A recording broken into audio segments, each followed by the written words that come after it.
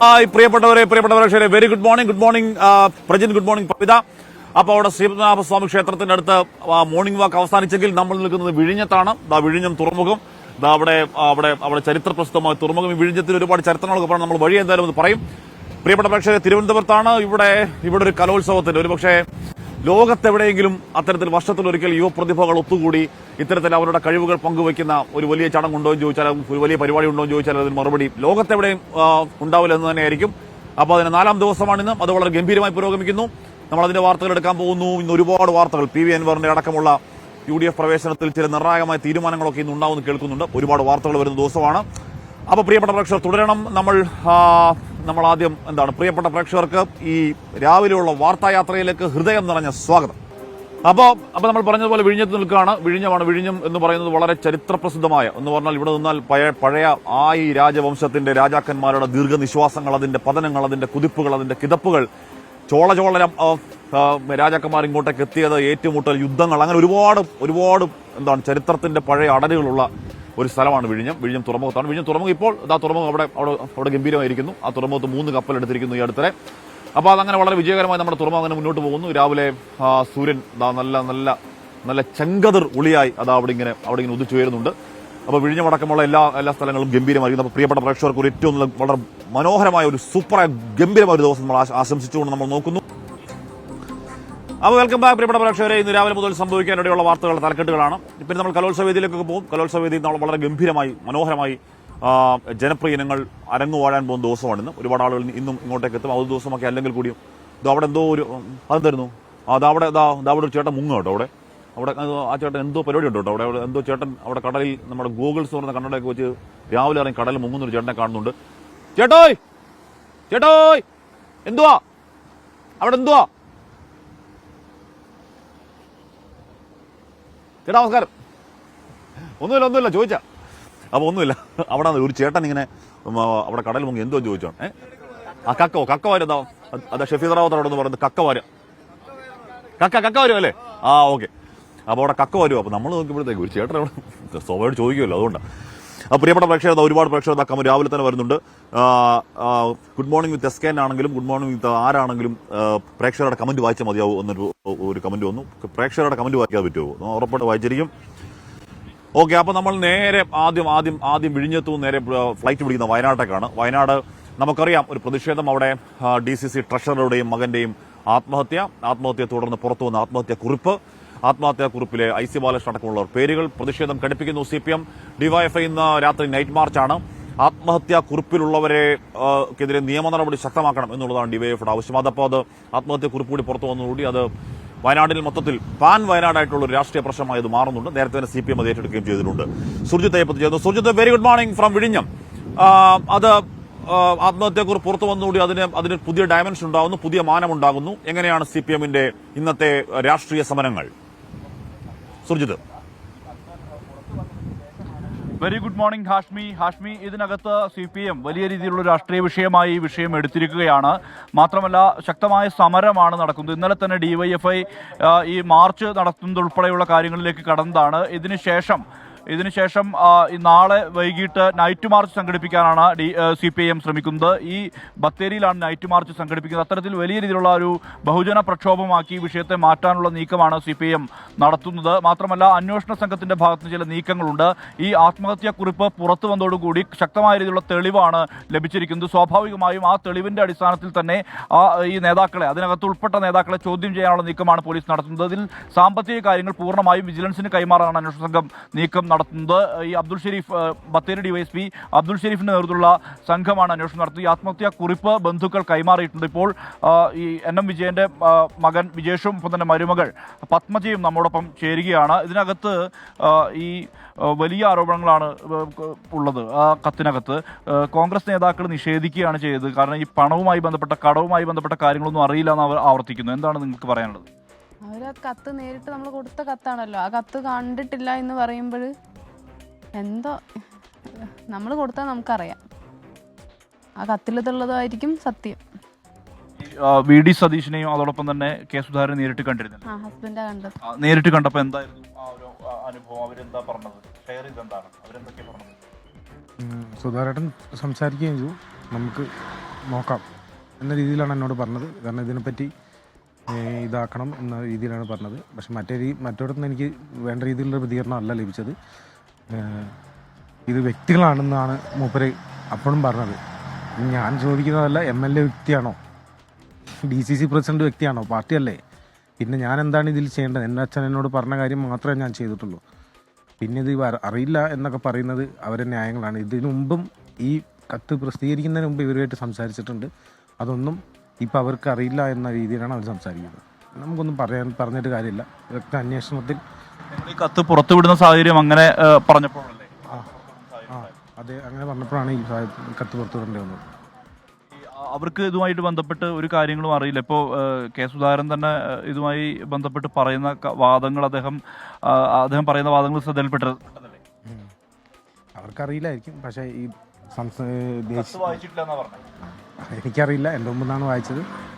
അപ്പം അവർക്ക് എന്ത് വേണം പറയാലോ. ഇത്രയും ഗൗരവമുള്ള കത്തായിട്ടും അത് വായിച്ചിട്ടില്ല എന്ന് പറയുമ്പോൾ നമുക്കൊന്നും പറയാനില്ല. പിന്നെ ഈ ഇത്രയൊരു മരണം ഉണ്ടായിട്ട് പോലും ഒരു കുടുംബവുമായി ബന്ധപ്പെട്ടോ ഒരു ഇതും സമ്പർക്കം പോലും നടത്താൻ പറ്റാത്തവരാണ് ഇവരെങ്കിൽ പിന്നെ ഇതിലൊന്നും പറഞ്ഞിട്ട് കാര്യമില്ല. അവിടുന്ന് ഒരു ഭാഗത്തുനിന്ന് ഒരാളുടെ ഭാഗത്തുനിന്ന് ഒരു ഈ കോള് അല്ലെങ്കിൽ ഒരു ഇത് പോലും എനിക്ക് ഉണ്ടായിട്ടില്ല. ഒരു കോളെങ്കിലും മതിയായിരുന്നു. അവർ ഞങ്ങളെ കൂടെ ഉണ്ട് എന്ന് പറഞ്ഞിരുന്നെങ്കിൽ ഇതൊന്നും സംഭവിക്കുകയില്ലായിരുന്നു. പക്ഷേ അച്ഛൻ മരിച്ചിട്ടും നീതി കിട്ടുന്നില്ല എന്ന് വെച്ച് കഴിഞ്ഞാൽ കഷ്ടമല്ലേ? കുടുംബ പ്രശ്നമാക്കി മാറ്റാനുള്ള നീക്കം ആരോപണമല്ല, അതാണ് സത്യം. ഇവർ ആദ്യം മുതലേ ഇതൊരു കുടുംബ പ്രശ്നമാക്കി ഇവർ മുന്നോട്ട് പോയിക്കൊണ്ടിരുന്നത്. ഇനിയിപ്പോൾ അതിൻ്റെ എന്ത് സംഭവിക്കുന്നു എനിക്കറിയില്ല. നമുക്ക് കേസുമായി മുന്നോട്ട് പോകാമെന്ന് മാത്രമേ എനിക്ക് പറയാനുള്ളൂ. വനിതാ സെല്ലിൽ നമ്മൾ കംപ്ലൈൻറ്റ് കൊടുത്തിട്ടുണ്ടായിരുന്നു. 3 ദിവസം മുന്നേ കംപ്ലൈൻറ്റ് കൊടുത്തു. കംപ്ലൈൻറ്റ് ഇങ്ങനെ ഒരു ആരോപണം ഉണ്ട് ബന്ധുക്കളുടെ ഭാഗത്തു നിന്നുള്ള രീതിക്ക് കൊടുത്ത സമയത്ത് ആ ബന്ധു തന്നെയാണ് പറഞ്ഞത് നമ്മളടുത്ത് ഇങ്ങനെ പറ്റിപ്പോയതാണ്, അവർ വഴിതിരിച്ച് വിടാൻ പറഞ്ഞു. പക്ഷെ അച്ഛൻ്റെ ഇത്രയും ബാധ്യത അവർക്കും അറിയുണ്ടായിരുന്നില്ല എന്നാണ്. ഞങ്ങൾക്കറിയില്ലല്ലോ, പിന്നെ ബന്ധുക്കൾക്കും. നിലവിൽ ഇപ്പോൾ ഈ അന്വേഷണം നടക്കുന്നുണ്ടല്ലോ, ആ അന്വേഷണം നിങ്ങൾക്ക് തൃപ്തികരമാണോ? എന്താണ് ഈ അന്വേഷണത്തെ സംബന്ധിച്ച് നിങ്ങൾക്ക് പറയാനുള്ളത്? ഇതുവരെ കുഴപ്പമൊന്നുമില്ല. അവരെല്ലാം വന്നിട്ട് നമ്മളടുത്ത് കാര്യങ്ങൾ നമ്മളെ മൊഴിയൊക്കെ എടുത്തിട്ടുണ്ടായിരുന്നു. ഇതുവരെ ഞങ്ങൾക്ക് അതിനകത്ത് ഒരു നെഗറ്റീവായിട്ടൊന്നും തോന്നിയിട്ടില്ല.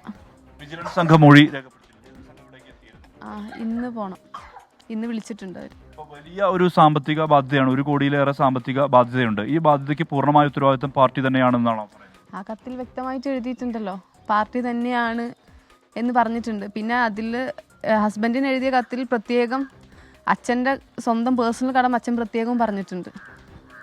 അങ്ങനെയാവുന്ന സമയത്ത് രണ്ടും ഡിവൈഡ് തന്നെ പറഞ്ഞിട്ടുണ്ടല്ലോ. ഈ വലിയ കടത്തിന്റെ ഉത്തരവാദിത്വം പാർട്ടി തന്നെ ഏറ്റെടുക്കണമെന്നാണ് നിങ്ങൾക്ക് പറയാനുള്ളത്? എന്താണ് നിങ്ങൾക്ക് പറയാനുള്ളത്? ഞാൻ ചോദിക്കുന്നതല്ല, ഇപ്പം ഇത്രയും പൈസ അച്ഛൻ വാങ്ങി എന്ന് പറയുന്നുണ്ടെങ്കിൽ അച്ഛൻ ഈ ഒരു രീതിയിൽ ജീവിക്കേണ്ട മനുഷ്യനല്ല. ലാസ്റ്റ് ഇങ്ങനത്തെ ഒരു സിറ്റുവേഷനിലേക്ക് അച്ഛൻ എത്തിപ്പെടുകയില്ല. 100% ഞാൻ പറയാം. ഇത് പാർട്ടി തന്നെ ഏറ്റെടുത്തേ പറ്റുള്ളൂ. ഇതിപ്പോൾ IC ബാലകൃഷ്ണൻ, ND അപ്പച്ചൻ ഉൾപ്പെടെയുള്ള കുറേ നേതാക്കളുടെ പേരുകൾ അതിനകത്തുണ്ട്. അവരെല്ലാം തന്നെ ഇത് ഡിനേ ചെയ്യാണ്, നിഷേധിക്കുകയാണ് ചെയ്യുന്നത്. അവർ നിഷേധിക്കില്ലോ. കാരണം ഇത് ആദ്യം മുതലേ ഇവർ എൻ്റെ പുറകെ കൂടിയത് ഈ കത്തും എന്തായി എന്ന് ചോദിച്ചിട്ടാണ് അതെല്ലാം പുറകെ കൂടിയിട്ടുണ്ടായിരുന്നത്. കത്ത് കിട്ടിയിരുന്നോ എന്ന് പലരും ചോദിച്ചിട്ടുണ്ട്. അത് പിന്നെ ഈ ഇങ്ങനെ ഇതുള്ള ആൾക്കാർ ഇതിനെപ്പറ്റി അന്വേഷിക്കേണ്ട ആവശ്യമില്ല, ബോധറിയേണ്ട ആവശ്യമില്ലല്ലോ. പുറകിലുണ്ടായിരുന്നു അന്ന് മുതലേ ചോദിക്കണ്ടായിരുന്നു, എന്തെങ്കിലും എഴുതി വെച്ചിട്ടുണ്ടോ എന്ന് ചോദിച്ചിട്ടുണ്ടായിരുന്നു. പാർട്ടിക്കാർ മൊത്തം ഹോസ്പിറ്റലടക്കമുള്ള സിറ്റുവേഷനിൽ അവരെ ആൾക്കാർ വരെ ഹോസ്പിറ്റലുണ്ടായിരുന്നു. അവരുടെയും ചോദ്യം ഇത് തന്നെയുള്ളൂ, അങ്ങനെ ഇതൊന്ന് അറിയണം. അന്ന് സത്യം പറഞ്ഞാൽ ഞാൻ അറിയില്ലായിരുന്നു. പിന്നെ അതിൻ്റെ ഒരു ചിന്തയിലല്ലായിരുന്നു അന്ന് അവിടെ ഉള്ളത്. വലിയൊരു മാനസിക പ്രയാസം കൂടെ ആവില്ലേ? അത് പിന്നെയാണ് കുടുംബ പ്രശ്നം മാറിയെന്നുള്ളത്. കുടുംബ പ്രശ്നമാണെന്ന് ഞങ്ങൾ അറിഞ്ഞിട്ടുണ്ടായിരുന്നില്ല. ഇങ്ങനെ ഒരു ന്യൂസ് ഉണ്ടെന്ന് പോലും നമ്മൾ അറിയണ്ടായിരുന്നില്ല. ഞങ്ങൾ ആ ഹോസ്പിറ്റലിലായിരുന്നു, അതിൻ്റെ വിഷമത്തിലൊക്കെ ആയിരിക്കുന്നത്. 2 ദിവസം കഴിഞ്ഞിട്ടാണ് ഇങ്ങനെ എൻ്റെ എൻ്റെ 2-3 ഫ്രണ്ട്സ് വിളിച്ച് പറയുക, എൻ്റെ അടുത്ത് പേഴ്സണലായിട്ട് പറയുക ചെയ്ത് ഇങ്ങനെ ഒരു വാർത്ത കേൾക്കുന്നുണ്ട്. അപ്പോഴും നമ്മൾ വിചാരിച്ചു 1-2 പേര് ഒരു ഇങ്ങനത്തെ ഒരു നടക്കുന്ന വീട്ടിൽ പറഞ്ഞ് അങ്ങനെ ഉണ്ടാക്കുമല്ലോ, അങ്ങനെയാണെന്നാണ് കരുതിയത്. പക്ഷെ ഇത്രയും വലുതായിട്ടൊരു കുടുംബ പ്രശ്നമാക്കി മാറ്റാൻ അവർ ഇതറിഞ്ഞപ്പം മുതലേ അവർ മെഡിക്കൽ കോളേജിൽ നിന്ന് ഇതിന് ശ്രമിച്ചുകൊണ്ടിരിക്കുകയായിരുന്നു. നമ്മൾ പക്ഷേ അതിന് പറ്റിയ മാനസികാവസ്ഥയിലോ ആരോടും ഒന്നും പ്രതികരിക്കാനും പറ്റുന്നുണ്ടായിരുന്നില്ല. ആ ദയിപ്പിക്കേണ്ട കാര്യം തന്നെ ഇപ്പം പിന്നെ എല്ലാവർക്കും ക്ലിയർ ആയല്ലോ. അച്ഛൻ്റെ കത്തിലുള്ളതാണ് ഞങ്ങൾ അന്ന് പറഞ്ഞത്. പക്ഷെ അതുപോലും വളച്ചൊടിച്ച് ഭയങ്കര മോശമായിട്ട് ഞങ്ങളടുത്ത് പെരുമാറി.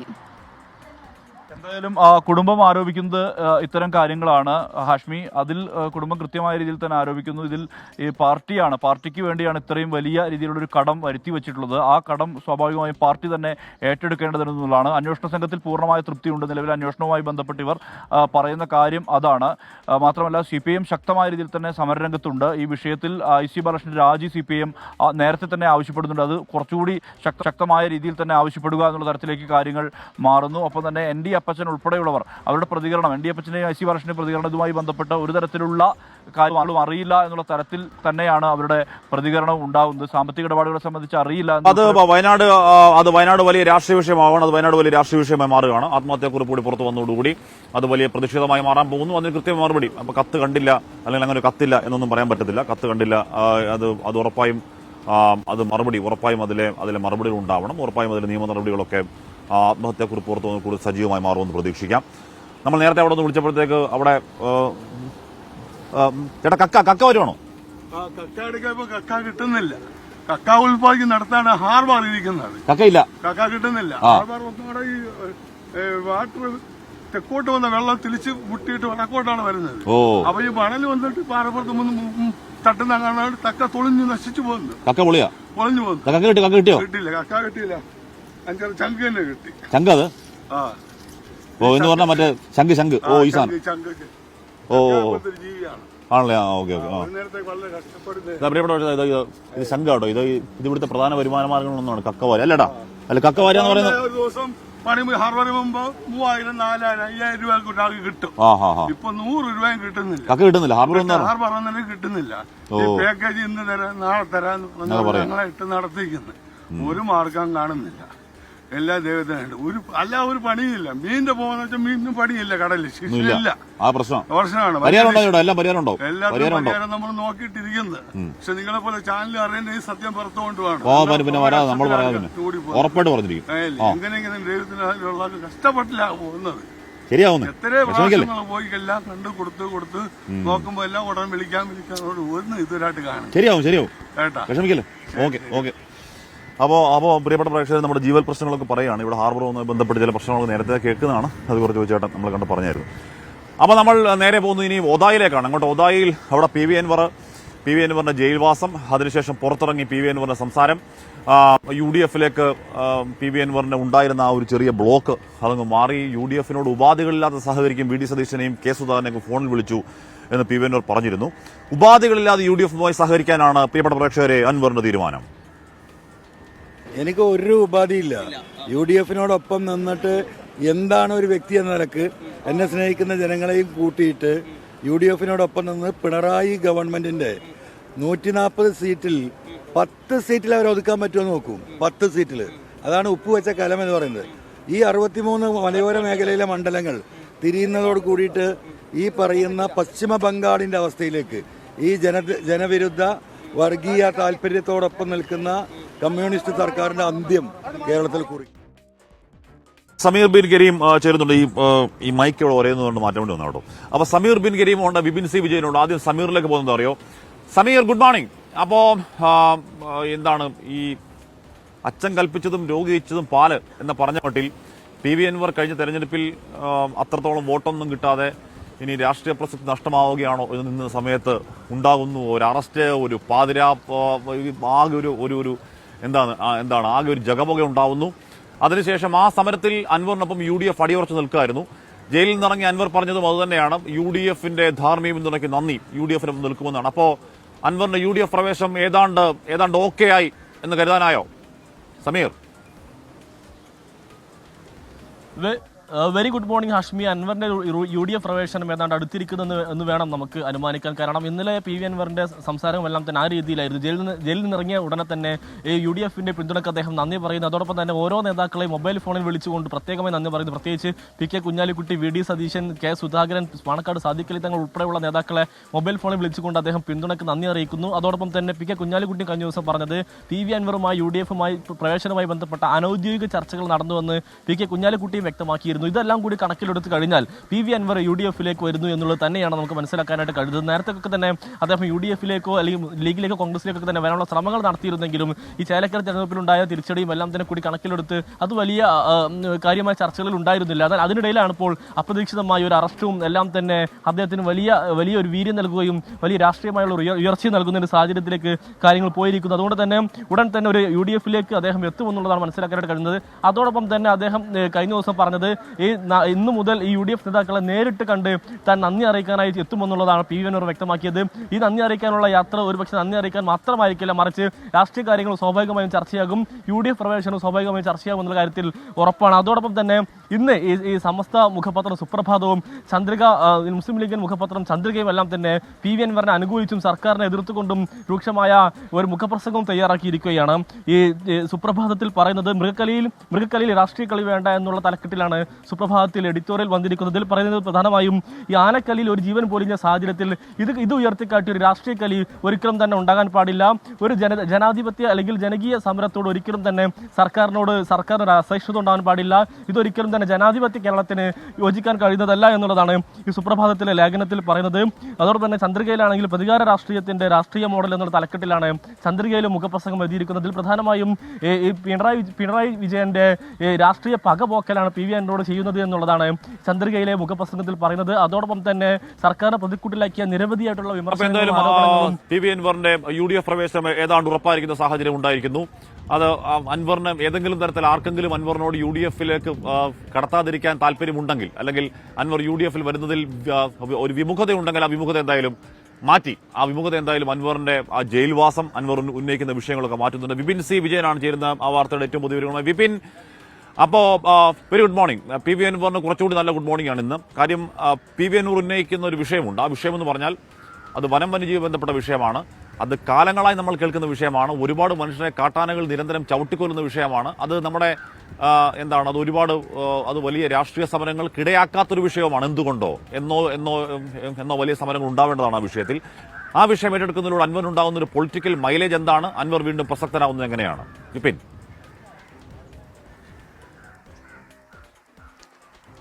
അശ്മി, ഇടതുമുന്നണിയുമായി അകന്നതിന് ശേഷം തന്നെ ഈ നിലമ്പൂരിന്റെ അടക്കം മലയോര മേഖലയിലെ പ്രശ്നങ്ങളിൽ അത് കേന്ദ്രീകരിച്ചുകൊണ്ടായിരുന്നു PV അൻവറിന്റെ പ്രധാനമായിട്ടുള്ള പ്രവർത്തനവും ആ രീതിയിലായിരുന്നു പ്രചാരണവും എല്ലാം തന്നെ നടത്തിയിരുന്നത്. മലയോര മേഖലയിലെ ഭൂമിയുടെ പ്രശ്നങ്ങൾ, വന്യമൃഗശല്യം, ഇതൊക്കെ തന്നെയായിരുന്നു ഉയർത്തിക്കൊണ്ടുവന്നത്.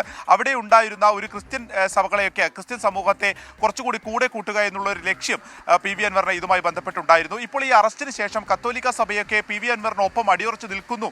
PV അൻവർ അത് കർഷകരെ ദ്രോഹിക്കുന്നതിന് തുല്യമാണ് PV അൻവറിനെ അറസ്റ്റ് ചെയ്തത് എന്നുള്ളതൊക്കെ ഇപ്പോൾ താമരശ്ശേരി ബിഷപ്പൊക്കെ പറയുന്ന ഒരു സാഹചര്യം എന്ന് പറയുമ്പോൾ അത്രത്തോളം അനുകൂലമായി അത് PV അൻവറിനെ മാറുന്നു എന്നുള്ളത് കൂടിയാണ്. പിന്നെ ഈ മലയോര മേഖല നേരിടുന്ന ഏറ്റവും വലിയ പ്രശ്നമാണ്. അതിപ്പോൾ ഈ നിലമ്പൂരിൽ മാത്രമല്ല, എല്ലാ സ്ഥലത്തും, സംസ്ഥാനത്തിന്റെ എല്ലാ പ്രദേശത്തും ഉള്ളതാണ്. അതുകൊണ്ട് തന്നെ ഇത് കാര്യഗൗരവത്തോടെ വീണ്ടും ഉയർന്നു വരും. ഇനിയിപ്പോൾ നിയമസഭ തുടങ്ങാൻ പോവുകയാണ്.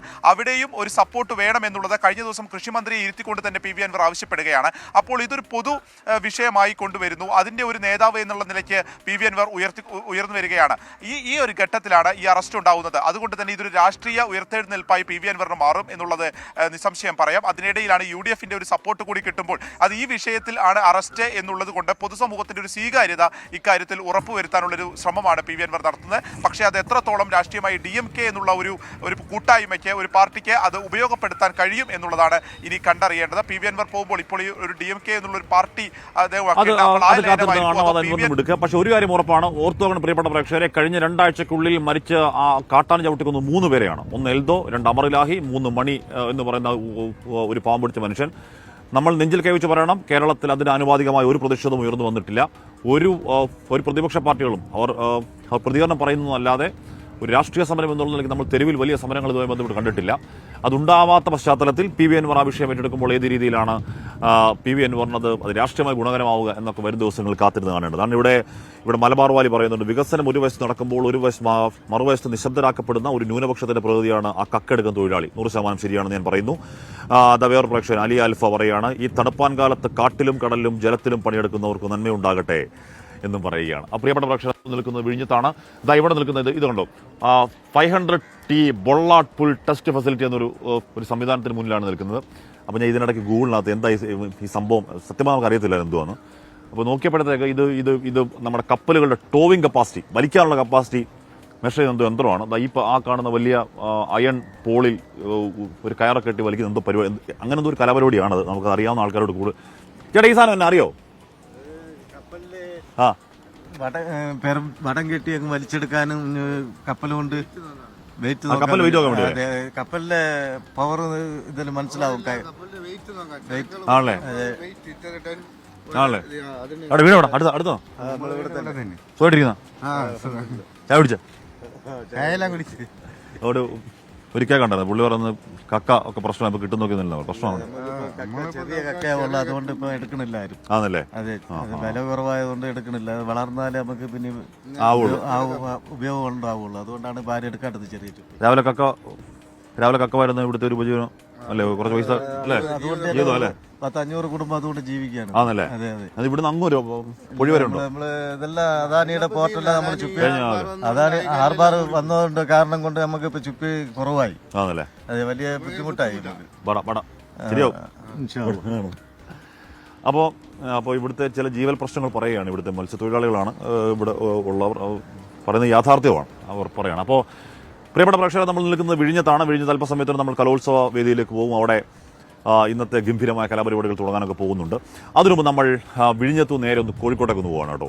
അവിടെ ദീപക് ധർമ്മടമുണ്ട്. ദീപക് ഒരു പ്രധാനപ്പെട്ട വാർത്ത എന്ന് പറഞ്ഞാൽ സമസ്തയുടെ മുഷാവറ യോഗം ചേരാൻ പോകുന്നു. തർക്കപ്രശ്നങ്ങളൊക്കെ പരിഹരിക്കാൻ പോവുക. കഴിഞ്ഞ തവണത്തെ മുഷാവറ നമുക്ക് ഓർമ്മയുണ്ട്. അതിനകത്ത് എന്തൊക്കെയോ അങ്ങോട്ടും ഇങ്ങോട്ടും തർക്കം, കള്ളം വിളി, അങ്ങനെ ആകെ കുറച്ച് പ്രശ്നമായിരുന്നു സമസ്തയുടെ കഴിഞ്ഞ മുഷാവറ. അതടക്കമുള്ള കാര്യങ്ങൾ ഒരു പക്ഷേ ഇന്ന് ചർച്ചയിലേക്ക് വരും എന്നുള്ളതാണ് അറിയാനും കഴിയുന്നത്. ദീപക് ധർമ്മടം ചേരുന്നു. Deepak, very good morning. Very good morning Hashmi. വിഴിഞ്ഞത്ത് എന്തുണ്ട് വിശേഷം? ഡി പരിഹാരം ഉണ്ടാവോ സമസ്തയിലെ പ്രശ്നങ്ങൾക്ക്? ലീഗ് അനുകൂല, ലീഗ് വിരുദ്ധ ചേരിയുടെ ശീതസമരങ്ങൾക്കൊക്കെ ഇന്ന് പരിഹാരം ഉണ്ടാവോ?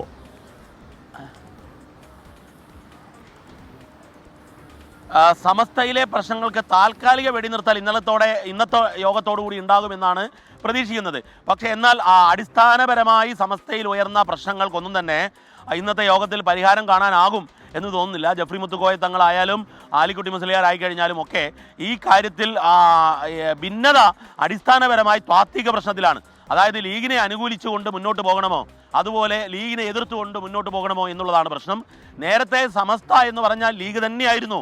പക്ഷേ എന്നാൽ അതിൽ നിന്നും വ്യത്യസ്തമായ നിലപാടുകളുമായി നിരവധി പേർ വന്നു. അതിൽ ജഫ്രി മുത്തുക്കോയ തങ്ങൾ, ഉമ്മർ ഫൈസി മുക്കം ഒക്കെ ഉണ്ടായി. പക്ഷേ ആ പ്രശ്നങ്ങൾ കൂടുതൽ ശക്തമായി സാദിഖ് അലി തങ്ങളെ വിമർശിക്കുന്നതിലേക്ക് എത്തിയപ്പോഴാണ് പ്രശ്നങ്ങളുടെ തലം മാറുന്നത്. ഏറ്റവും ഒടുവിൽ കഴിഞ്ഞ മാസം നടന്ന മുഷവറ യോഗത്തിൽ ഇറങ്ങിപ്പോക്ക് വരെ ഉണ്ടാകുന്നു. ജഫ്രി തങ്ങൾ ഇറങ്ങിപ്പോകുന്ന സാഹചര്യം ഉണ്ടാകുന്നു. പക്ഷേ പിന്നീട് സമസ്തയുടെ വാർത്താക്കുറിപ്പിൽ ഇറങ്ങിപ്പോയില്ല എന്നൊക്കെ പറഞ്ഞെങ്കിലും ഇറങ്ങിപ്പോയി എന്നുള്ളത് വസ്തുതയാണ്. അത് മുഷവറ യോഗത്തിൽ പങ്കെടുത്തവർ തന്നെ സ്ഥിരീകരിക്കുകയും ചെയ്തു, അവർ പരസ്യമായി പറയുകയും ചെയ്തു. ഇതിൽ ഏറ്റവും പ്രധാനപ്പെട്ട പ്രശ്നം ഉമ്മർ ഫൈസി മുഖത്തിനെതിരെ നടപടി വേണമെന്ന ആവശ്യം ഒരു ഭാഗത്തുണ്ട്. പക്ഷേ എന്നാൽ എന്തിന് നടപടി എടുക്കണം എന്നുള്ളത് മറുഭാഗത്തുണ്ട്. താത്വികമായ പ്രശ്നം ലീഗിനെ അനുകൂലിച്ച് ലീഗിന്റെ തണലിൽ പോകണമോ സമസ്ത, അതോ ലീഗിനെയും എതിർത്തുകൊണ്ട് മുന്നോട്ട് പോകണമോ എന്നുള്ളതാണ്. അതുകൊണ്ട് തന്നെ താൽക്കാലിക വെടിനിർത്തൽ ഇന്നുണ്ടാകും. കാരണം ഇനി കൂടുതൽ പ്രശ്നങ്ങൾ വഷളാക്കരുത്, പരസ്യ പ്രസ്താവന ഒഴിവാക്കണം എന്നുള്ള നിലയിൽ നേതാക്കളെല്ലാം തന്നെ പരസ്പരം ധാരണയിലെത്തിയിട്ടുണ്ട്. അതിനുശേഷം ചേരുന്ന മുഷവറ യോഗം എന്നുള്ളത് കൊണ്ട് തന്നെ വലിയ രീതിയിൽ പ്രശ്നങ്ങൾ ഇന്നുണ്ടാവാൻ സാധ്യതയില്ല എന്നുള്ളതാണ് നമ്മൾ പ്രതീക്ഷിക്കുന്നത്. ഹാഷ്മി. Thank you. അപ്പോൾ സമസ്തയിലെ പ്രശ്നങ്ങൾ പരിഹരിക്കപ്പെട്ടെ. സമസ്തയെ മാത്രമല്ല, സമസ്ത പ്രശ്നങ്ങളും, ലോകത്തെ സമസ്ത പ്രശ്നങ്ങളും പരിഹരിക്കപ്പെടട്ടെ. ലോകാസമസ്ത സുഖനോ ഭവന്തു, എല്ലാവരും സുഖമായിട്ടിരിക്കട്ടെ. വിപിൻ വെള്ളിയാട്ടി ചോദിക്കുന്നുണ്ട്, ഹാഷ്മി അവിടെ തണുപ്പ് എങ്ങനെയുണ്ട്? വലിയ തണുപ്പില്ല കേട്ടോ, മാത്രമല്ല ചെറിയൊരു ചൂടുണ്ട് താനും. അപ്പോൾ അങ്ങനെ പ്രിയപ്പെട്ട പ്രേക്ഷകർക്ക് സമയം 7 മണി കഴിഞ്ഞ് 29 മിനിറ്റാണ്. സമയം പറയാൻ മറന്നു. അമല പ്രിയേഷ് പറഞ്ഞു, എൻ്റെ മോൻ യുവൈൻ്റെ 1ാം പിറന്നാളാണെന്ന് വിഷയം ഹാഷ്മി. ഹാപ്പി ബർത്ത്ഡേ യുവൈൻ മോൻ. എന്താണ് അൻവർ എന്താണ്. അപ്പോൾ അങ്ങനെ ഒരുപാട് പ്രേക്ഷകർ എന്താണ് പ്രതികരണം. കലോത്സവ ആമിനെ ചോദിക്കുന്നുണ്ട്, ഹാഷ് ബ്രോ കലോത്സവ വേദിയിൽ എപ്പോഴാണ് പോകുന്നത്? നമ്മൾ ഇവിടുന്ന് അങ്ങോട്ടൊക്കെ പോവാം. അപ്പോൾ ഒരുപാട് പ്രേക്ഷകർ പറയുന്നുണ്ട്. പി വി അൻവറിൻ്റെ രാഷ്ട്രീയ UDF പ്രവേശത്തെ പറ്റി അനുകൂലിച്ചും പ്രതികൂലിച്ചുമൊക്കെ ഉണ്ട്. ഹാഷ്മി, നിങ്ങൾ വായ തുറന്നു വയനാട്ടിലെ ആത്മഹത്യയെക്കുറിച്ച് പറയൂ. രാജേഷ് കുമാർ പറയുന്നു, പി വി അൻവർ ക്രെഡിബിലിറ്റി ഇല്ലാത്ത എന്നൊക്കെ പൊളിറ്റിക്കൽ പ്രതികരണമാണ്. നമ്മൾ വാ തുറന്നു തന്നെയാണ് വയനാട്ടിലെ ആത്മഹത്യയെക്കുറിച്ച് പറയുന്നത്. വയനാട്ടിലെ ആത്മഹത്യ അത് സീരിയസ് പ്രശ്നമാണ്. പ്രത്യേകിച്ച് ആത്മഹത്യക്കുറിപ്പ് പുറത്തു വന്നതോടുകൂടി അത് കുറച്ചുകൂടി ചർച്ച ചെയ്യേണ്ട, കുറച്ചുകൂടി ആഴത്തിൽ ചർച്ച ചെയ്യേണ്ട വിഷയം തന്നെ ആവുന്നുണ്ട്. നമസ്കാരം. രാവിലെ എന്തുണ്ട് അമ്മ? ചായ കുടിച്ചു. രാവിലെ ജോലിക്ക് പോകാൻ വേണ്ടി നിൽക്കുക? എവിടെ? എങ്ങോട്ടാ? എവിടെ? അടുത്ത് വീട് അടുത്ത് തന്നെ? പേരെങ്ങനെ? അവിടെ വീട് അടുത്ത്? ആ വീട് തൊട്ടടുത്ത് തന്നെ. ഇന്ന് ജോലിയൊന്നും ഇല്ലാത്തതുകൊണ്ടല്ല വന്ന് ഇരിക്കുകയാണ്. ജോലി ഉണ്ടോ ഇല്ല എന്ന് നോക്കാറ്. നമ്മളൊക്കെ ഇവിടത്തെ കല്ലുമക്ക തൊഴിലാളികളാണ്.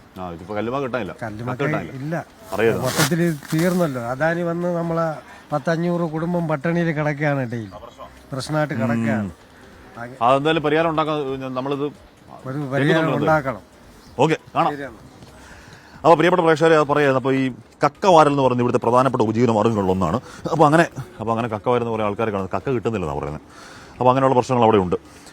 അത് സീരിയസ് പ്രശ്നമാണ്. നമ്മൾ ചോദിക്കുന്ന ആൾക്കാരോടൊക്കെ രാവിലെ നമ്മളിനി അവർ മാത്രം രാവിലെ ഇറങ്ങി കാണുന്നുണ്ടാണോ എന്ന് അറിഞ്ഞുകൂടാ. ചോദിക്കുന്ന ആൾക്കാരൊക്കെ പറയുന്നതാണ്. അപ്പോൾ എന്തായാലും പ്രശ്നങ്ങൾ പരിഹരിക്കപ്പെടട്ടെ. പ്രത്യേക ജീവൽ പ്രശ്നങ്ങൾ, ജീവിത പ്രതിസന്ധികൾ, പൈസ ഇല്ലാത്ത അവസ്ഥ പോലെയുള്ള അവസ്ഥകളൊക്കെ പെട്ടെന്ന് പരിഹരിക്കപ്പെട്ടെ അല്ലേ പ്രിയപ്പെട്ട പ്രേക്ഷകരെ. നേപ്പാളിലും ടിബറ്റിലും വമ്പൻ ഭൂചലനം എന്നൊരു വാർത്ത കൂടി വരുന്നുണ്ട്. ചെറിയ തീവ്രതയല്ല, 7.1 തീവ്രത രേഖപ്പെടുത്തിയ ഭൂചലനത്തിന്റെ പ്രകമ്പനം ഇന്ത്യയിലും അനുഭവപ്പെട്ടു. വടക്കുകിഴക്കൻ മേഖലയിൽ ടിബറ്റിൻ അതിർത്തിയിലാണ് പ്രഭവ കേന്ദ്രം. അച്യുതൻ ഡൽഹിയിൽ ചേരുന്നു. അച്യുതൻ, എന്താണ് അവസ്ഥ? Very good morning. അവിടെ ഡൽഹിയിൽ അങ്ങനെ ഇടയ്ക്കിടയ്ക്ക് ചെറിയ ട്രമേഴ്സൊക്കെ അവർക്ക് സ്വാഭാവികമാണ്. അവിടെ അതിൽ കൂടുതലുള്ള ഒരു ഭൂചലനം, ഒരു ആൾക്കാരെ ആശങ്കപ്പെടുന്ന തരത്തിലുള്ള ഒരു ഭൂചലനം അനുഭവപ്പെട്ടോ അച്യുതൻ?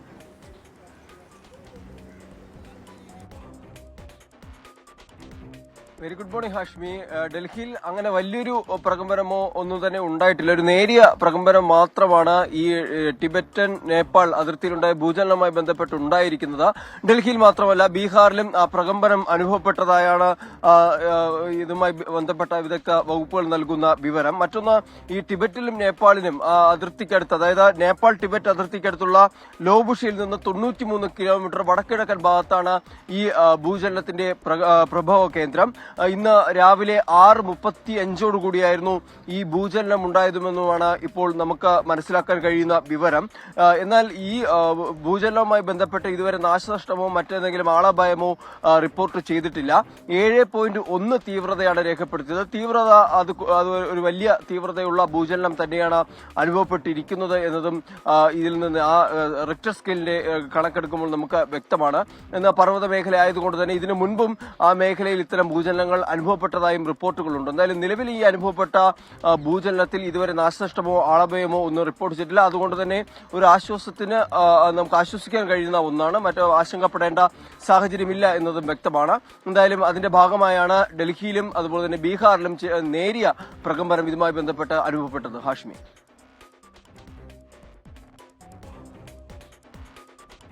ഓക്കെ, പ്രിയപ്പെട്ട താങ്ക് യു. അപ്പൊ അവിടെ ചെറിയ ഭൂചലനം അനുഭവപ്പെട്ടെന്നാ പറയുന്നത്. ഹായ്, അസ്സലാം. പേരെങ്ങനെ? എന്റെ പേര് ഹൈറുന്നീസ. ഞാൻ ഇവിടെ തൊട്ടടുത്താ. നമ്മുടെ 24ന്റെ അവതാരക പുലിക്ക് വിഴിഞ്ഞത്തിലേക്ക് സ്വാഗതം. ഇപ്പോഴും വാർത്ത കണ്ടുകൊണ്ടിരിക്കുകയാണ്. പെട്ടെന്ന് ഞാൻ വാർത്ത കേട്ടപ്പോഴത്തേക്കും ഇവിടെ ആണെന്നറിയാം. അങ്ങനെ തൊട്ടടുത്താ എന്റെ വണ്ടി എടുത്തോണ്ട്. എന്തായാലും സൂപ്പറാണ്. നിങ്ങളുടെ അവതാരക പുലിയൊക്കെ ഞാൻ സ്ഥിരം കാണുന്ന ഒരു വിഷയമാണ്. രാവിലെ ജോലിക്ക് പോകുന്നതിന് മുന്നേ ഈ ന്യൂസ് ഓപ്പൺ ചെയ്ത് വെച്ചുകൊണ്ട് തന്നെയാണ് മസ്റ്റാ. എന്തായാലും സ്വാഗതം. ശരിക്കും സന്തോഷമുണ്ട് കണ്ടത്.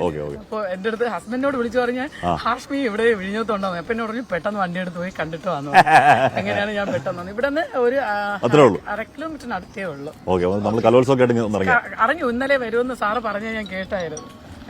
എന്റെ ഉമ്മ വിളിക്കുന്നു. ഉമ്മ, ഹലോ ഉമ്മ, ഞാൻ ഇത് 24ന്റെ ഹാഷ്മി ഇവിടെ നമ്മുടെ ബുള്ളാട്ടിനടുത്ത് നിൽക്കുന്നു, മുഹിയുദ്ദീൻ പള്ളിയുടെ അടുത്ത്. അങ്ങനെ ഞാൻ പെട്ടെന്ന് വണ്ടി എടുത്ത് ഓടി ഒന്ന് കണ്ട് സംസാരിച്ചോണ്ടിരിക്കുകയാണ് നിങ്ങൾ വിളിച്ചത്. ഉമ്മ ഒരു ഫേവറേറ്റ് ആണ്. ഹലോ ഹലോ ഹലോ ഉമ്മ ഉമ്മ ഉമ്മ സുഖമായിട്ടിരിക്കുന്നോ?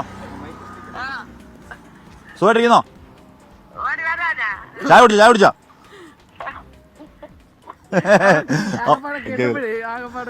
അവ കാണാം.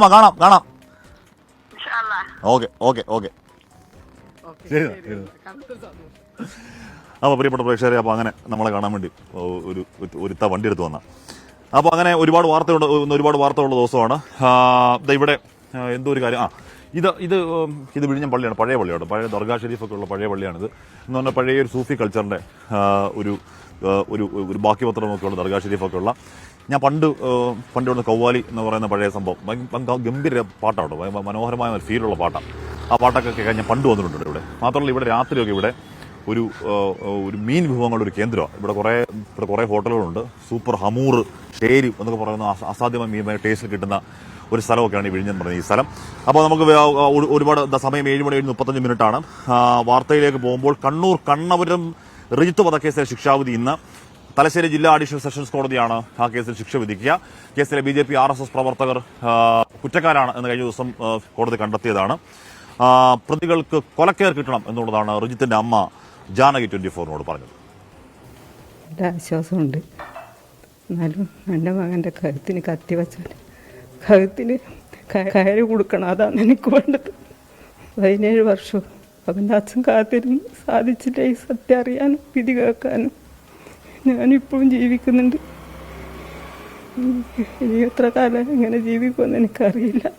എന്നാലും എൻ്റെ മനസ്സിൽ എനിക്ക് നഷ്ടപ്പെട്ടത് ഒരിക്കലും തിരിച്ചു കിട്ടില്ലെന്ന് എനിക്കറിയാം. എന്നാലും ഒരമ്മമാർക്കും ഈ ഗതി വരാൻ പാടില്ല. ഒരു രാഷ്ട്രീയ പാർട്ടിക്കാർക്കും കൊല്ലും നടത്താനും പാടില്ല. അപ്പോൾ അത് സങ്കടമാണ്. ഇപ്പോൾ ഈ അമ്മമാരുടെ വേദനയാണ്. എല്ലാ രാഷ്ട്രീയ കൊലപാതകങ്ങളും നമ്മുടെ മനസ്സിൽ, ഹൃദയത്തിൽ, ആഴത്തിൽ വേദനയാവുന്നത് അമ്മമാരുടെ വേദനയാണ്. ഇനി ആ പ്രതികൾക്ക് എന്ത് പരമാവധി ശിക്ഷ കിട്ടിയെന്ന് പറഞ്ഞാലും അമ്മമാരുടെ വേദന അത് മാറാൻ പോകുന്നില്ല. അത് പെരിയ ഇരട്ടക്കൊലയിലും റിജിത്തിന്റെ കൊലയിലും ഒക്കെ നമ്മൾ കാണുന്നതാണ് ഈ അമ്മമാരുടെ കണ്ണുനീർ. ഇനി ഒരിക്കലും അമ്മമാരുടെ കണ്ണുനീർ, മക്കളെ നഷ്ടപ്പെടുന്ന അമ്മമാരുടെ കണ്ണുനീർ കേരളം കാണാൻ വരാതിരിക്കട്ടെ എന്ന് ആഗ്രഹിക്കാനല്ലേ പറ്റൂ. അരുൺ പൂപ്പറമ്പ കണ്ണൂരിൽ നിന്ന് വാർത്തകൾ വിവരങ്ങളും വെച്ച് അരുൺ, ഗുഡ് മോർണിംഗ്. അപ്പോൾ പ്രതികൾക്ക് പരമാവധി ശിക്ഷ കിട്ടണം എന്നുള്ളതാണ് പ്രോസിക്യൂഷൻ നിലപാട്. നമുക്കറിയാം കഴിഞ്ഞ കുറേ നാളുകളായി തൂക്കുകയർ എന്നതിനോട് സുപ്രീം കോടതി മുതൽ കീഴ്ക്കോടതി വരെയുള്ളതിനൊരു ചെറിയ വിപ്രതിപത്തിയുണ്ട്. അതിന് പല കാരണങ്ങളുണ്ട് താനും. കോടതിയിൽ നിന്ന് പ്രതീക്ഷിക്കേണ്ടത് എന്താണ്? പ്രോസിക്യൂഷന്റെ പ്രതീക്ഷ എന്താണ്? അരുൺ.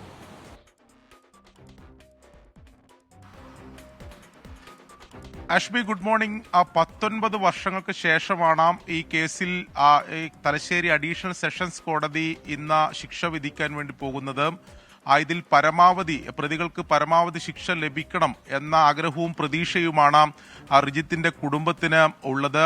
റിജിത്തിന്റെ മാതാവിന്റെ പ്രതികരണമാണ് നമ്മളിപ്പോൾ കേട്ടത്. ഈ കേസിൽ 9 RSS BJP പ്രവർത്തകരെ കുറ്റക്കാരാണെന്ന് തലശ്ശേരി കോടതി കണ്ടെത്തിയിരുന്നു. മുഴുവൻ പ്രതികൾക്കെതിരെയും കൊലക്കുറ്റവും തെളിഞ്ഞിരുന്നു. ആകെ 10 പ്രതികളായിരുന്നു കേസിൽ ഉണ്ടായിരുന്നത്.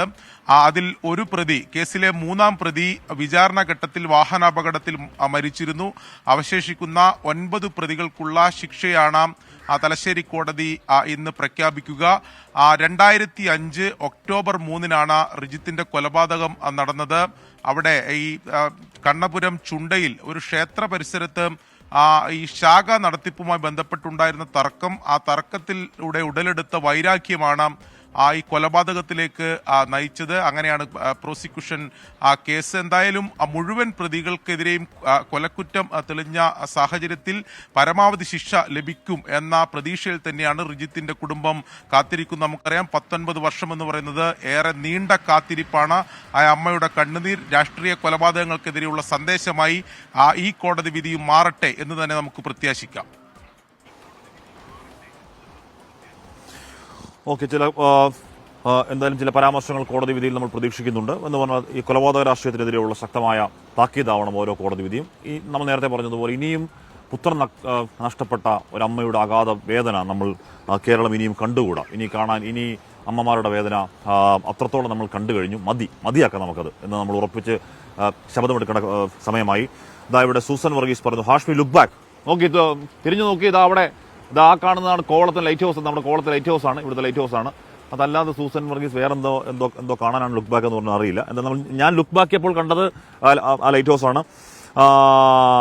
ഓക്കെ, ഹാഷ്മി നിങ്ങളുടെ കറക്റ്റ് വരും. 2 ഇഞ്ച് കുഞ്ഞിരാമൻ ചെയ്തലോട്ടോ ചോദിച്ചത്. അപ്പോൾ അങ്ങനെ എന്താ ഇവിടെ നേരത്തെ ആരൊക്കെ കുറേ മെസ്സേജ് വായിക്കണമെന്നൊക്കെ വിചാരിച്ചു. പക്ഷേ കുറേ മെസ്സേജ് വരുന്ന കാരണം നോക്കി അങ്ങ് പോയി. ഹാഷ്മി ആളുകൾ കാണുന്നു എന്നൊരു തെളിവാണ് വന്നത്.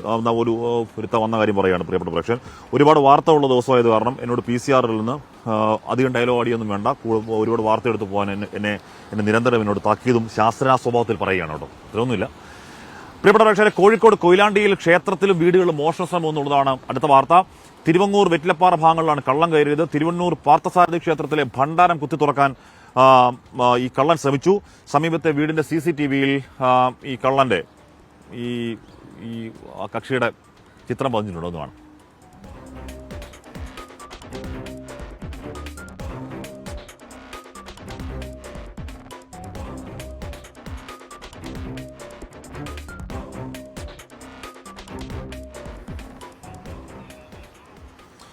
അഭിജിത്ത് മുഴക്കുന്ന വിവരങ്ങളുമായി ചേരുന്നു. അഭിജിത്ത്, ഈ CCTV മോഷ്ടാവിന്റെ കണ്ണിൽ പെട്ടില്ല എന്ന് തോന്നുന്നു. വളരെ കൃത്യമായ ഒന്ന് എലി കെണിയിൽ പെട്ടും പോലെ ഒന്ന് ചാടിയിട്ടുണ്ട്. പോലീസ് ഈ മോഷ്ടാവിനെ പറ്റി പറയുന്നത് എന്താണ്? Good morning Abhijith.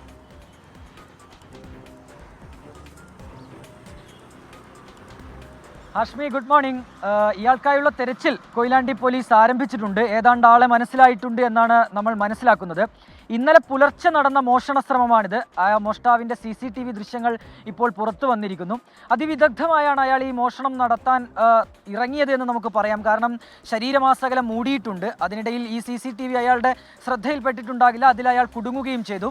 ഈ കൊയിലാണ്ടിയിലെ തിരുവങ്ങൂർ വെറ്റിലപ്പാറ ഭാഗങ്ങളിലാണ് വീടുകളിലും ഒപ്പം ക്ഷേത്രത്തിലും ഇയാൾ മോഷണത്തിനായി കയറിയത്. പക്ഷേ ഒന്നും നഷ്ടപ്പെട്ടിട്ടില്ല എന്നാണ് നമ്മൾ മനസ്സിലാക്കുന്നത്. ഈ പാർത്ഥസാരഥി ക്ഷേത്രത്തിലെ തിരുവങ്ങൂർ പാർത്ഥസാരഥി ക്ഷേത്രത്തിൻ്റെ ഭണ്ഡാരം ഇയാൾ കുത്തിത്തുറക്കാൻ ശ്രമിച്ചിട്ടുണ്ട്. ആ ശ്രമം പരാജയപ്പെട്ടു പോയതുകൊണ്ട് തന്നെ അയാൾ അവിടെ നിന്ന് മടങ്ങി. പിന്നീട് അതിന് സമീപത്തുള്ള 2 വീടുകളിലും വീടിൻ്റെ വാതിലുകൾ തുറന്ന് മോഷ്ടിക്കാനുള്ളൊരു ശ്രമം ഇയാൾ നടത്തുന്നുണ്ട്. അതിലൊരു വീടിൽ അലാറം അടിച്ചപ്പോൾ വീട്ടുകാർ എഴുന്നേൽക്കുന്നു, ലൈറ്റ് ഇടുന്നു. അപ്പോഴാണ് ഇയാൾ പേടിച്ച് അവിടെ നിന്ന് ഓടി രക്ഷപ്പെടുന്നത്. ആ വീട്ടിലെ CCTV ദൃശ്യങ്ങളിൽ കുടുങ്ങിയ മോഷ്ടാവിൻ്റെ ദൃശ്യമാണ് നമ്മൾ കാണുകയും ചെയ്തത്. ഏതായാലും പോലീസ് നിലവിൽ കേസെടുത്ത് അന്വേഷണം ആരംഭിച്ചിട്ടുണ്ട്. ഇയാൾ ആരാണ് എന്നുള്ള കാര്യം ഏകദേശം പോലീസിന് മനസ്സിലാവുകയും ചെയ്തിട്ടുണ്ട്. ഹാഷ്മി. Thank you.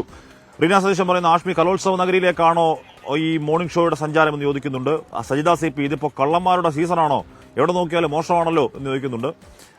അപ്പോൾ പ്രിയപ്പെട്ട പ്രേക്ഷകരെ, സമയം 7:42 ഇതാണെങ്കിൽ ഇത് ലൈറ്റ് മോളി വെളിച്ചം വെക്കാനുള്ള സംവിധാനമായിരുന്നു. പക്ഷെ മോളി വെട്ടമൊന്നുമില്ല.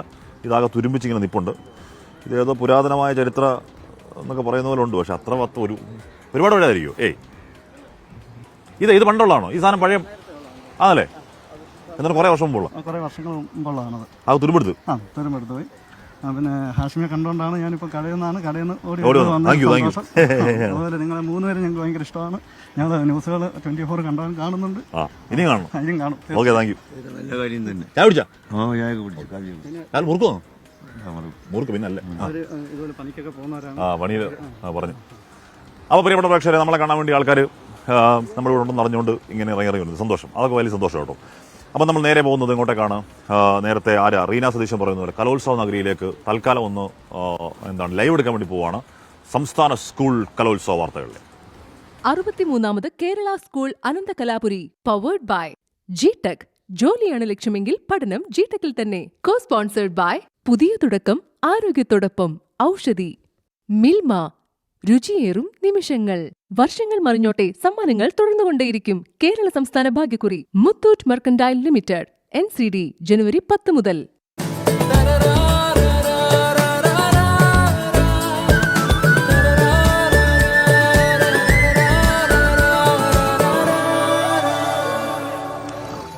അപ്പോൾ സംസ്ഥാന സ്കൂൾ കലോത്സവം അതിന്റെ ഗംഭീരമായ വിജയകരമായ 4ാം ദിവസത്തിലേക്ക് കടന്നിരിക്കുകയാണ്. ഒരുപക്ഷെ നമ്മുടെ അടുത്ത കാലത്തുണ്ടായ സംസ്ഥാന സ്കൂൾ കലോത്സവ സംഘാടന ചരിത്രത്തിലെ ഏറ്റവും മികച്ച സംഘാടനം കൊണ്ട് ശ്രദ്ധേയമായ ഒന്നുകൂടിയാണ് ഇന്നെന്ന് പറയാം. കാര്യം, നാടകവേദിയിൽ കണ്ട നമ്മുടെ പ്രിയപ്പെട്ട നാടക സുഹൃത്തുക്കളോട് സംസാരിക്കുമ്പോൾ അവർ കലോത്സവ ചരിത്രത്തിൽ വെച്ച് ഏറ്റവും ഗംഭീരമായിട്ടുള്ള അറേഞ്ച്മെന്റും ഏറ്റവും ഗംഭീരമായിട്ടുള്ള വളരെ കൂളായ കാര്യങ്ങൾ പോയ ഒരു നാടക മത്സരം നമ്മുടെ കുറേ നാടക സുഹൃത്തുക്കൾ അവിടെ പോയവരൊക്കെ പറഞ്ഞിരുന്നു.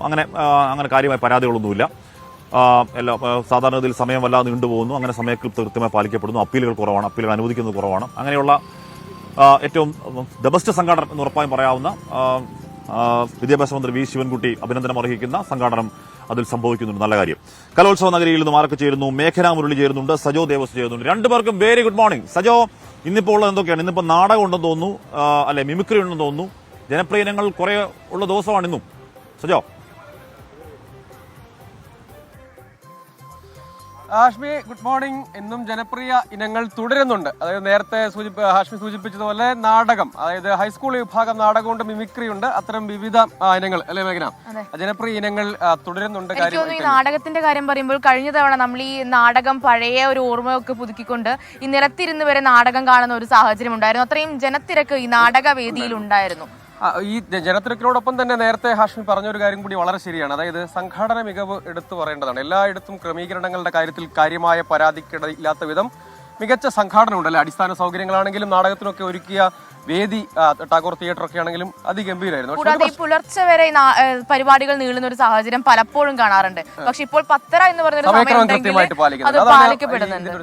അതിൽ പക്ഷേ ഒരു കാര്യം കൂടി പറയണത്, ഇത് നമ്മൾ നിൽക്കുന്ന സെൻട്രൽ സ്റ്റേഡിയത്തിലാണ്, അതായത് MT നില പ്രധാന വേദിയാണ്, 15,000-ഓളം ആളുകൾക്ക് ഇരിക്കാം. പക്ഷേ സദസ്സ് ശുഷ്കമാണ് എന്നതാണ് ഒരു സത്യം. അതായത് ജനകീയ പങ്കാളിത്തം ചില ഇനങ്ങൾ, അതായത് നാടകത്തിന് നല്ല പിന്നെ ചില ദിവസങ്ങളിൽ കഴിഞ്ഞ ഞായറാഴ്ച ദിവസം നാടകം ടാഗോർ തിയേറ്ററിലാണ്. പക്ഷെ സെൻട്രൽ സ്റ്റേഡിയത്തിലെ പല പരിപാടിയിലും നിളയിലെ പല പരിപാടികളിലും ആളിലേക്ക് കസേര ഒഴിഞ്ഞു കിടക്കുന്ന ഒരു സാഹചര്യം ഉണ്ട്. അതായത് അത് തിരുവനന്തപുരത്ത് ധാരാളം പരിപാടികൾ ഉള്ളതുകൊണ്ടാണ് മന്ത്രി അതിന് പറഞ്ഞ, മന്ത്രിയും തിരുവനന്തപുരത്തുകാരും സംഘാടകരും ഒക്കെ പറഞ്ഞ മറുപടി അതാണ്. അതായത് ഇവിടെ നല്ല രീതിയിൽ സംഘാടനമൊക്കെ നടക്കുന്നുണ്ട്. പക്ഷെ ഇവിടെ ധാരാളം ജനകീയ പരിപാടികൾ ഉള്ളതുകൊണ്ട് ഈ തിരുവനന്തപുരംകാർക്ക് കല ഒരു വലിയ എപ്പോഴും കാണുന്ന ഒരു സംഭവമാണ്. കുറെ കുട്ടികളുണ്ട്, കുട്ടികളും കൂടി ശരിയാണ്. അവരുടെ എന്തിനത്തിലാണ് നിങ്ങൾ മത്സരിക്കുന്നത്? ഉറുദു ഗ്രൂപ്പ്സ്. ഏതാ സ്കൂള്? Saint Joseph Mathilakam. അപ്പോ നമുക്കൊരു ചെറിയൊരു പാട്ട്. വളരെ ആവേശത്തിലാണോ നിങ്ങള്? A ഗ്രേഡ് കൊണ്ടാണോ പോവുക? പാടാൻ പോകുന്ന ടീമാണ്. ഹാഷ്മി, നമ്മുടെ പ്രേക്ഷകർക്ക് വേണ്ടി ഒരു സംഘം ഇവിടെ തയ്യാറാണ്. അതായത് അവർ അവതരിപ്പിക്കാൻ പോകുന്ന സംഘമാണല്ലേ, അവതരിപ്പിക്കാൻ പോകുന്നതേ ഉള്ളൂ. അതിനു മുന്നേ നമുക്ക് വേണ്ടി അവരൊന്ന് അവതരിപ്പിക്കും.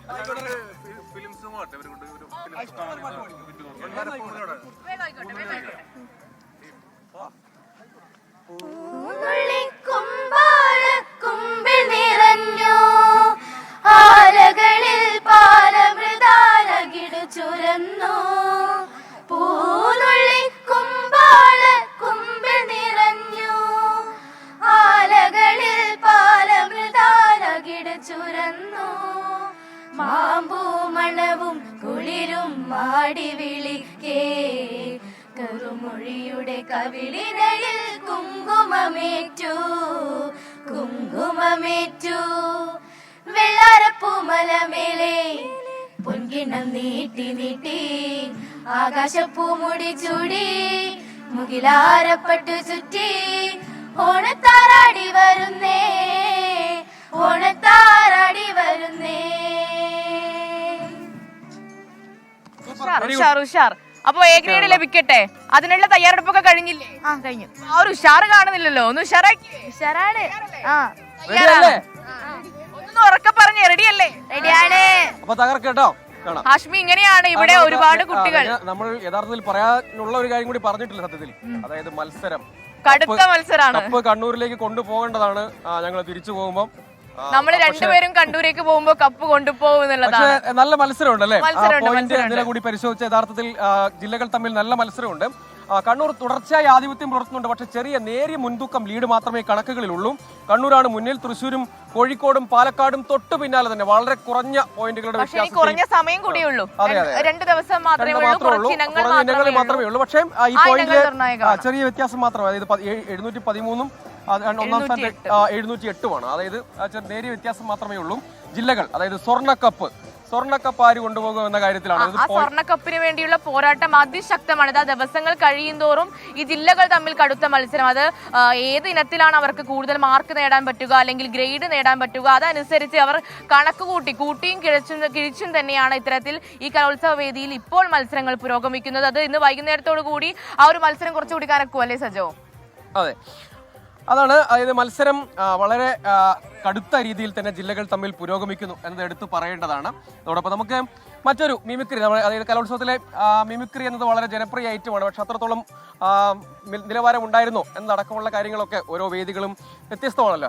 വെൽക്കം ബാക്ക് പ്രിയപ്പെട്ട പ്രേക്ഷകർ. നമ്മൾ വിഴിഞ്ഞത്ത് നിൽക്കുകയാണ്. വിഴിഞ്ഞത്തിന്റെ തീരദേശ ജീവിതങ്ങൾ രാവിലെ അവരുടെ പ്രഭാതങ്ങൾ ഇങ്ങനെ ബബിൾ ചെയ്ത് പൊട്ടിവിടുന്നു വരികയാണ്. അവിടുത്തെ സൂര്യനൊക്കെ ഉദിച്ച് നിൽക്കുന്നു. ഇവിടെ വിഴിഞ്ഞം തുറമുഖം തീരമൊന്നാകെ അവർ തിരക്കിലേക്ക് പോകുന്നു, അവർ വലയിടുന്നു.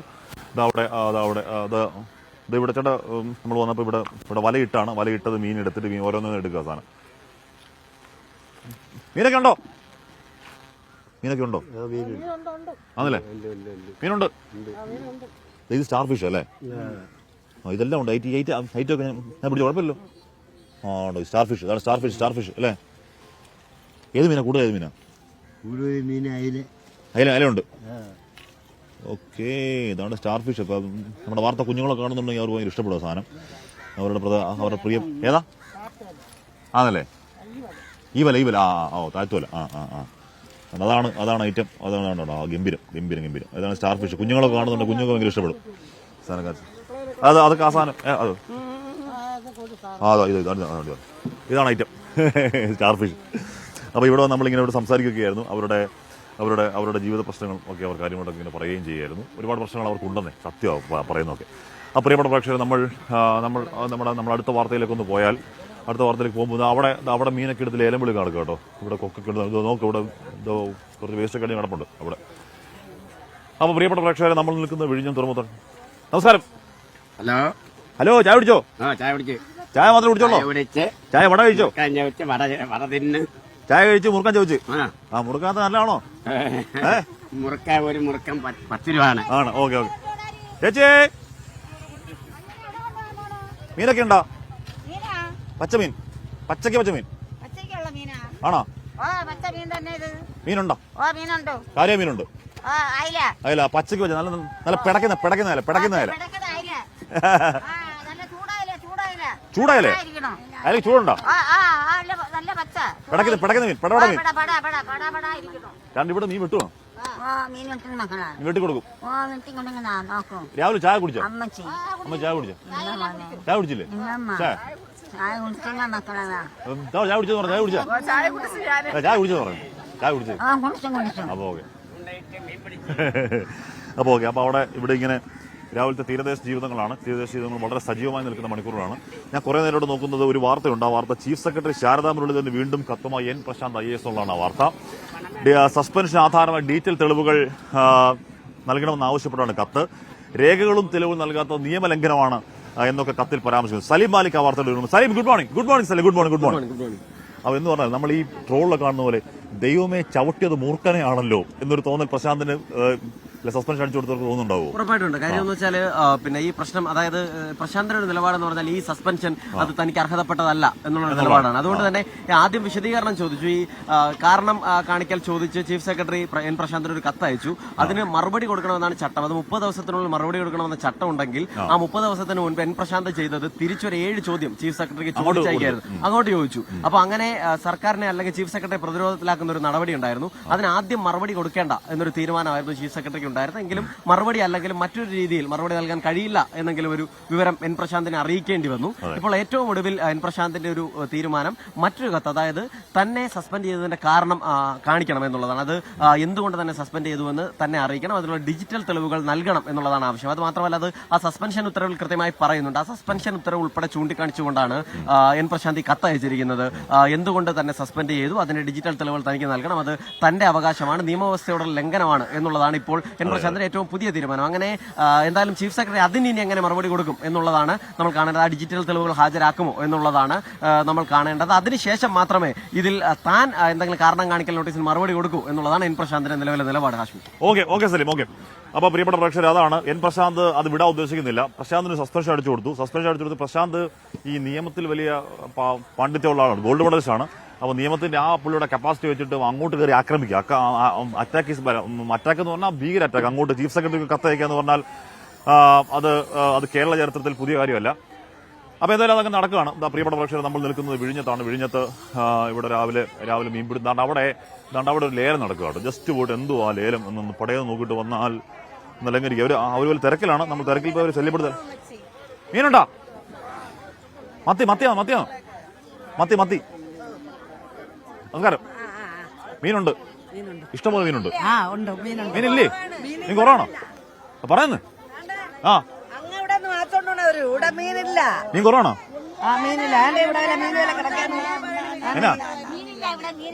മീൻ കുറവല്ലേ? എന്താ മീൻ കുറയുന്നത്? എന്തുകൊണ്ടോ മീൻ കുറഞ്ഞു? ദൈവം പറയേണ്ട സാധനം, കടല പറയേണ്ട സാധനം. മീൻ വരും, മീൻ വന്നിരിക്കും. പിന്നല്ല അല്ലേ? നീ വന്ന് കയറുന്നു ധൈര്യമുണ്ട്. പിന്നല്ല പിന്നെ പണി മോശമായുണ്ട്, ഭയങ്കര വിലയാണ് പോണത്. ആണല്ലേ? അവിടെ ലേലമാണോ? അവിടെ ലേലം നടക്കും. അപ്പൊ പ്രിയപ്പെട്ട പ്രേക്ഷകർ, മീൻ കുറവാന്ന് പറയുന്നത് നമ്മൾ നേരത്തെ അവിടെ അപ്പുറത്ത് പോയപ്പോഴും മീൻ കുറവാന്ന് പറഞ്ഞായിരുന്നു. അവിടെ നല്ല മീൻ, അവിടെ നല്ല ഗംഭീര മീനുണ്ട്. 1200 രൂപ, 1200, 300, 1300, 1300, 300, 1400 വിളിക്കാറുണ്ടോ? 1300, 1400 വിളിക്കാറുണ്ടോ? ഉണ്ടോ? ഇല്ല. 400, 500, 1500 അടിക്കും. 1500 ഒരു തരം, 2 തരം, 3 തരം. ഉറപ്പിച്ച്. ആ, അപ്പൊ 1500 ഒരു തരം, 2 തരം, 3 തരം. 1500 നല്ല ഗംഭീരം. എന്ത് മീൻ? ചൂര. ആ, നല്ല പച്ചക്ക് വെച്ച ചൂര അല്ലേ? വാളയായിരുന്നു. ഇത് ചൂര, നല്ല പച്ച ചൂര, പച്ചക്ക് വെച്ച. അപ്പൊ പിടക്കുന്ന ചൂര, പിടക്കുന്ന അയല, പിടക്കുന്ന മത്തി, പിടക്കുന്ന മീൻ മാത്രമേ ഉള്ളൂ.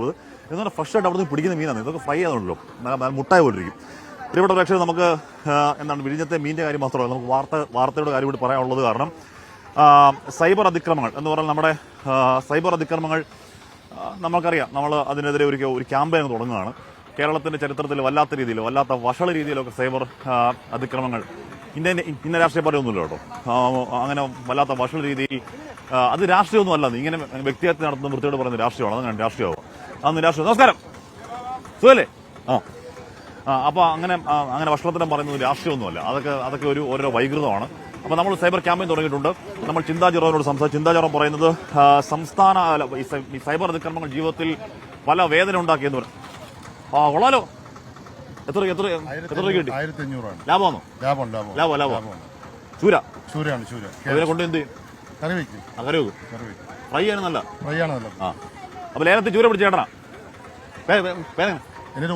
ഉദയൻ അടുത്തന്നെ. അപ്പൊ നമ്മൾ പറഞ്ഞു വന്നത് ഈ സൈബർ അതിക്രമങ്ങൾ ജീവിതത്തിൽ വലിയ വേദന ഉണ്ടാക്കിയെന്ന് ചിന്താ ജെറോ പറയുകയാണ്. CPM സംസ്ഥാന സമിതി അംഗം. ഇപ്പൊ സാധാരണ ചിന്താ ജെറോമല്ല, ഡോക്ടർ ചിന്താ ജെറോ പറയുകയാണ്. ചിന്തിക്കാത്ത രീതിയിലുള്ള കമന്റ് കണ്ട് കരഞ്ഞ കാര്യം ഓർക്കുന്നു ചിന്താ ജെറോ. വ്യക്തിഹത്യ നടത്തുന്ന ഇത്തരക്കാർക്കെതിരെ നടപടി വേണമെന്നും ചിന്താ ജെറോ നമ്മുടെ ഈ സൈബർ അതിക്രമങ്ങൾക്കെതിരെ, സൈബർ ബലിയാടുകൾ എന്നുള്ള ഓൺലൈൻ ക്യാമ്പയിൻ 24 ക്യാമ്പയിനിൽ പങ്കെടുത്തുകൊണ്ട് ചിന്താ ജെറോ നമ്മളോട് ഐക്യദാർഢ്യം പ്രകടിപ്പിക്കാം.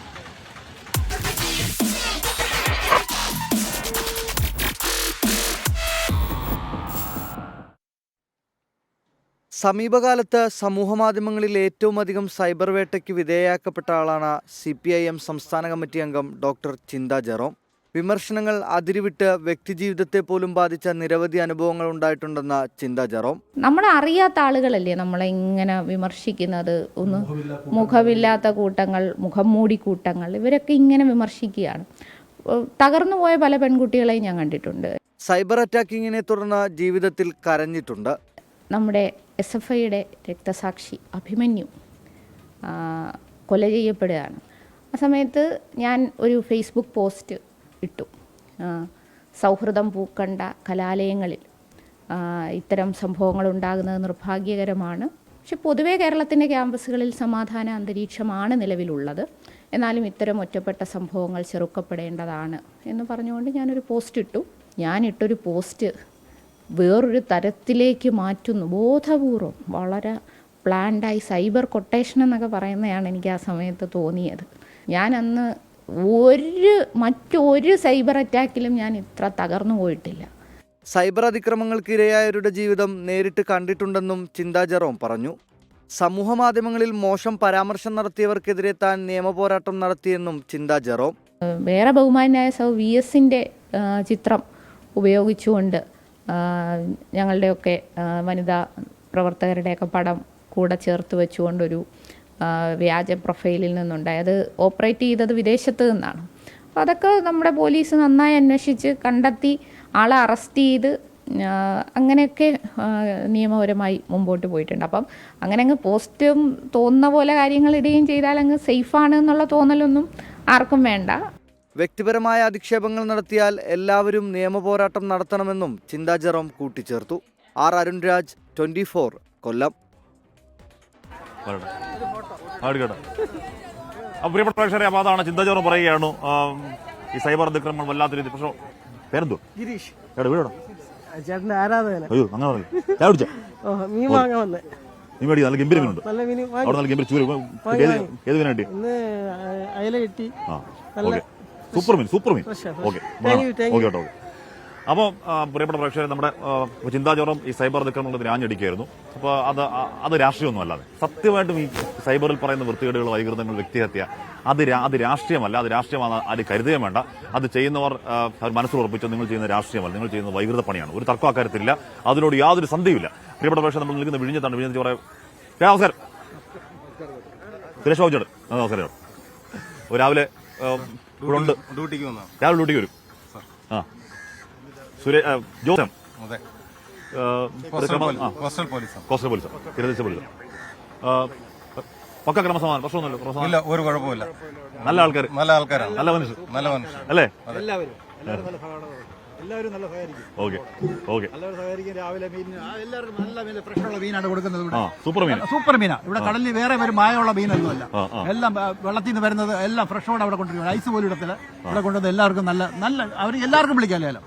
എല്ലാവരും വിളിച്ച് എല്ലാവർക്കും സഹായത്തിന് മീൻ കിട്ടുന്നു. നല്ല ലാഭം.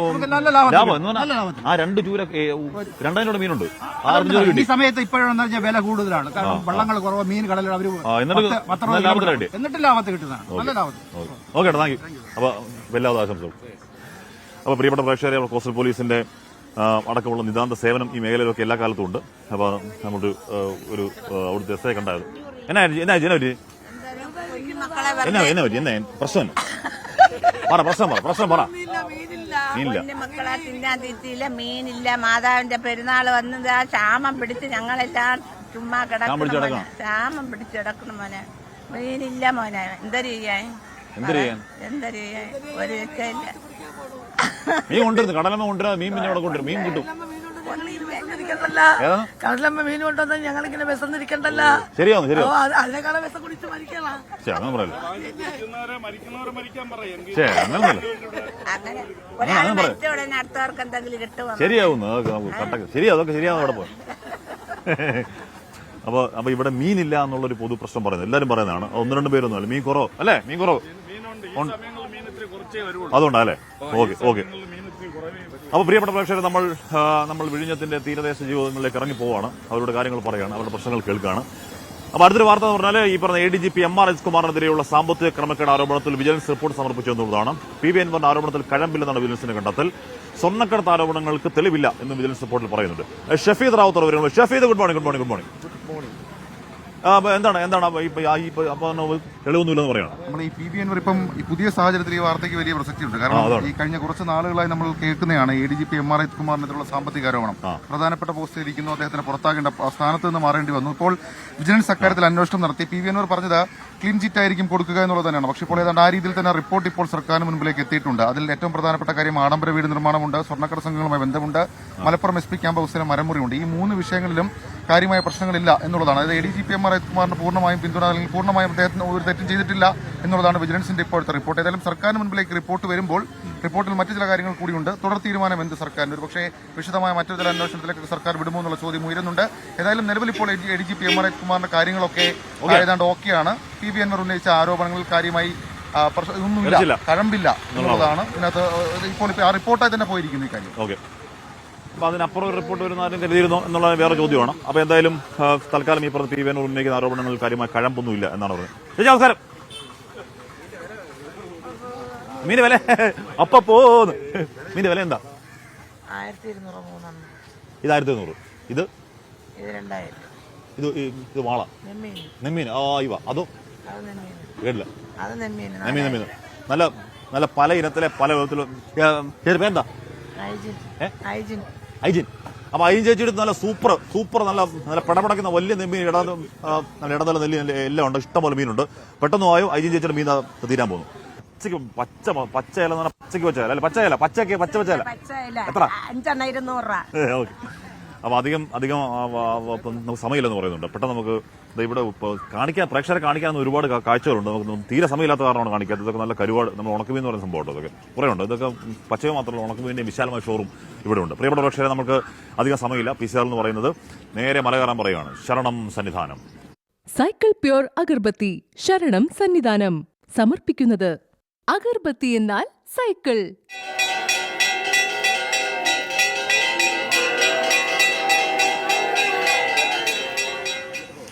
അപ്പോൾ മകരവിളക്ക് തീർത്ഥാടനമനുബന്ധിച്ച് വെർച്വൽ സ്പോട്ട് ബുക്കിംഗ് പരിമിതപ്പെടുത്താനാണ് തീരുമാനം.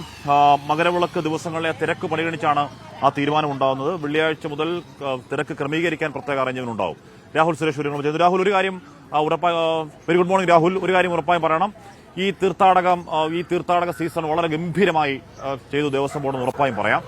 അപ്പോൾ അത് അവസാന ദിവസങ്ങളിലേക്ക് വരുമ്പോൾ ഈ ക്രമീകരണം എന്നൊക്കെ പറയുന്നത് ഏതെങ്കിലും തരത്തിൽ ഇതുവരെ ഉണ്ടായ നല്ല അസാധ്യമായി മനോഹരമായി കൊണ്ടുപോയ ആ സംഘാടനത്തിൽ ഒരു ചെറിയ കല്ലേടിയാവാനിടയുണ്ടോ രാഹുൽ? ഉണ്ടാവാതിരിക്കട്ടെ എങ്കിലും.